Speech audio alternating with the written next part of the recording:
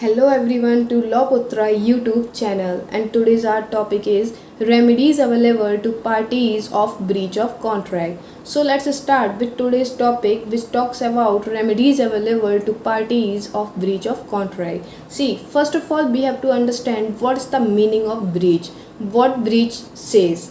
Breach term says itself violation of anything. It means if any person break the contract, then there is breach of contract.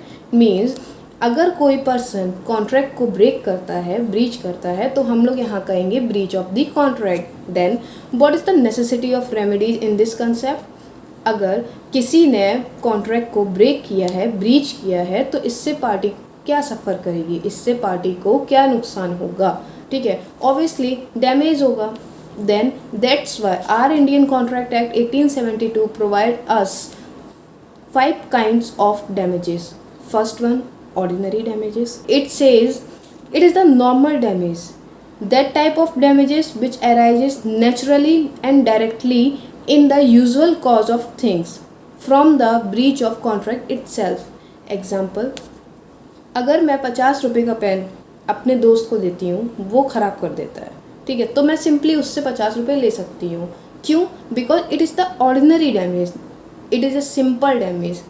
Then what second kind of the damages? It is special damage, which says these damages arise on account of the special and unusual circumstances affecting the plaintiff. Let us take an example for better understanding of this damage. एक pen मैं 10 रुपये का लेती हूँ, मैं अपने दोस्त से बोलती हूँ कि मैं ये पेन 20 रुपये का बेचूँगी इन फ्यूचर, तो मुझे 20 रुपये का प्रॉफिट होगा. बट मेरा दोस्त ये पेन डैमेज कर देता है, मतलब ख़राब कर देता है, तो वो मुझे कंपनसेशन देगा, जो मुझे डैमेज हुआ है उसका कंपनसेशन देगा. कितना? 10 नहीं, 20 रुपये. क्यों? क्योंकि जितना मुझे प्रॉफिट होने वाला था इन फ्यूचर, उतना ही मुझे कंपनसेशन उससे लेना है. क्यों? क्योंकि मेरा उतना ही प्रॉफिट होता है इन फ्यूचर. तो इसको हम लोग क्या कहते हैं? Special damage. It is very different from the first one, that is ordinary damage. Then that third kind of the damages is exemplary damage. Exemplary damage have two principles.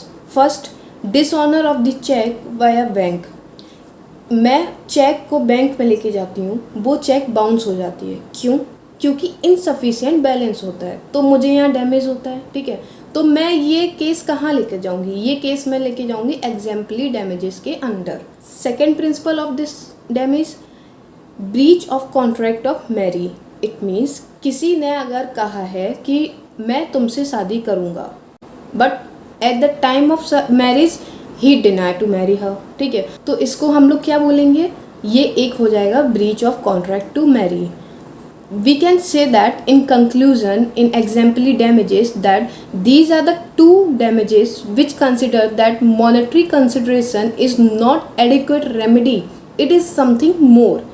Monetary compensation यहाँ पर क्या है? Monetary compensation जो हम लोग ordinary and special damage में लेते थे.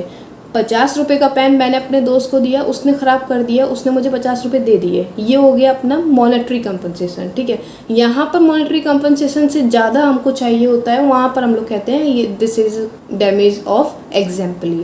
ठीक है, move forward to fourth kind of the damage, that is nominal damage. Nominal damages talks about it is awarded only for the namesake. Let us take an example another. मैं road पर bike लेके जाती हूँ, मेरी bike किसी की car से टकरा जाती है, तो मैंने वहाँ अपने नेमसेक के लिए उसको कुछ कंपनसेशन दे दिया, क्योंकि उसको डैमेज हुआ है. ठीक है, तो मैंने वहाँ पे उसको 10-20 रुपये दे दिए. यहाँ पर मेरा नेमसेक भी हो गया और उसका डैमेज का कंपनसेशन भी हो गया. तो इसको हम लोग कहते हैं nominal damage.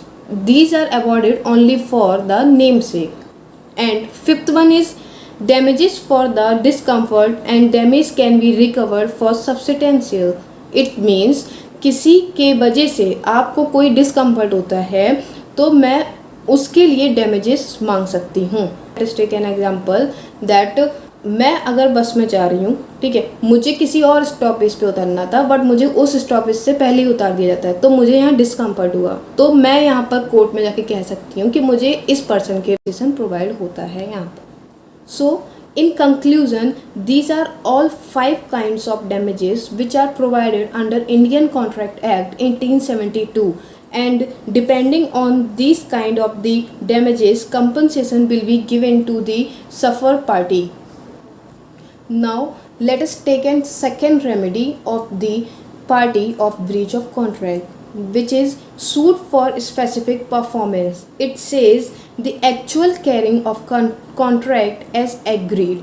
It means a party, एक पार्टी है वहाँ वो दूसरे पार्टी से प्रॉमिस करता है कि मैं आपको ये प्रॉपर्टी दूंगा, but after some time he deny to give a property to that person, then आपके पास ये राइट होगा, आप कोर्ट में जाके ये बात बोल सकते हैं कि मुझे इस बंदे ने बोला है कि मैं आपको ये प्रॉपर्टी दूंगा, बट ये आज डिनाई कर रहा है. तो यहाँ पर आपको let us take an example of suit for specific performance, that एक पार्टी दूसरे पार्टी से प्रॉमिस करता है कि मैं आपको प्रॉपर्टी दूंगा, but after some times he deny to give a property to that person, then suffer party can go into court for seek damages. It means एक पर्सन दूसरे पर्सन से प्रॉमिस करता है कि मैं आपको प्रॉपर्टी दूंगा, बट बाद में ये मना कर देता है. तो जिस पार्टी को सफ़र होता है, जिसको डैमेज होता है, वो कोर्ट में जाके ये बात कहेगा, तो कोर्ट उससे ये बोलेगा कि आपको कितना यहाँ डैमेज हुआ है. तो वो पार्टी ये बोलेगी कि मुझे डैमेज नहीं पता, बट उन्होंने जो बात कल कही थी उससे वो डिनाई कर रहे हैं. तो कोर्ट यहाँ पर अपना ऑर्डर देगा और उस पार्टी से बोलेगा जिस पार्टी ने ये कॉन्ट्रैक्ट बनाया था कि आपने जो कॉन्ट्रैक्ट किया है उसको आप फुलफ़िल करेंगे, आप डिनाई नहीं कर सकते हैं. यहाँ पर एक डॉक्ट्रिन भी लगती है, जैसे कि राइट टू स्टॉपल, कि आपने कल जो बात कही है उसको तो आप आज डिनाई नहीं कर सकते हैं. ठीक है. तो जैसे मैं कि एक बंदा दूसरे से कहता है कि मैं आपसे शादी करूंगा, लेकिन वो डिनाई कर देता है, तो यहाँ पर कोर्ट ऑर्डर दे सकता है कि आपको शादी करनी ही होगी क्योंकि आपने ऐसी बात कही थी. ठीक है.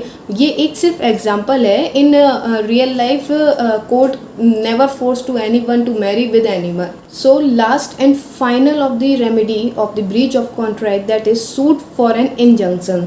इट मीन्स हम लोग मूवीज़ में देखते हैं कि किसी भी बिल्डिंग में स्टे लगा होता है, बाहर बिल्डिंग के लगा होता है स्टे का मतलब क्या होता है, कोर्ट ऑर्डर देता है, स्टे ऑर्डर देता है कि आप इस काम के आगे अब काम नहीं करेंगे जब तक कोर्ट का कोई आगे ऑर्डर नहीं आता है.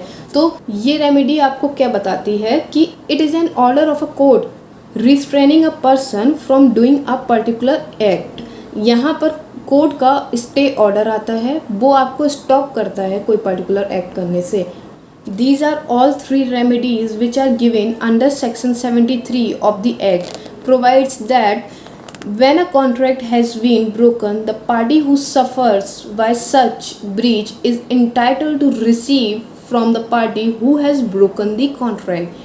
It means 73 of Indian Contract Act 1872 ये कहता है कि जब कभी भी ये कॉन्ट्रैक्ट ब्रेक हुआ है, ठीक है, तो जो पार्टी इसमें सफ़र करती है वो पार्टी दूसरी जो एग्रीड पार्टी होती है उससे वो ले सकता है डैमेज का कंपनसेशन, जितना डैमेज इस पार्टी को हुआ है. ये अपना इंडियन कॉन्ट्रैक्ट एक्ट बताता है. So that's all. So if you have any question about any topic, so you can contact our channel Law Putra YouTube channel. Thank you so much for reaching our channel.